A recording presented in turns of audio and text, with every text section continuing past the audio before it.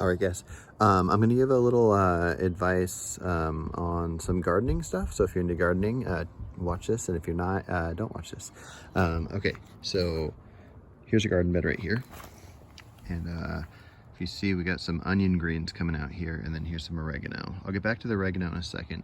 But as far as the onions go, so last year at the end of like harvest season for some farms, I was part of this group that would go around, and all the onions that were too small to for the tractor to pick up at the farm just kind of stayed there in the dirt, and they let this group of us go and get all the onions that were still good onions, but they're pretty small, collect them all and donate them to various places that make like food for homeless, and donate them to families that need them.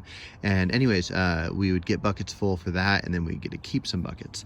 So I took a bunch of buckets and, you know, helped out that project, but then I also took home, I don't know, like 3 5-gallon buckets full of these onions. And I used them from last fall all the way through this spring, and they lasted me the whole time. I didn't have to buy any new onions, so that was great.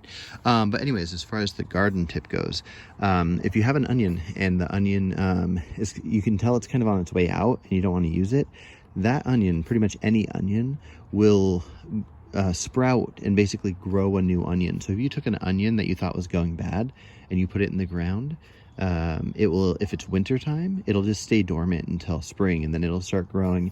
And if it's not winter time, it'll just start growing immediately. So these are the few onions that I didn't eat. There's maybe anywhere from 20 to 50 of them left, and they seem like they were on their way out. So I went ahead and I put, I don't even know, there's like maybe 25 or so in this little garden bed.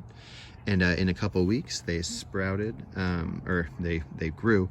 And one thing people don't know about onions is you have like your big onions that you cut up and use the bulb, and then you have green onions that you use all the greens and the little white at the end, and you put the green onions, you sprinkle on top of stuff. But a lot of people don't realize that the greens from regular onions, so these onions will be big bulb onions, but these greens you can use just like green onions, and you don't have to wait till they're done. In fact, it's better to not wait.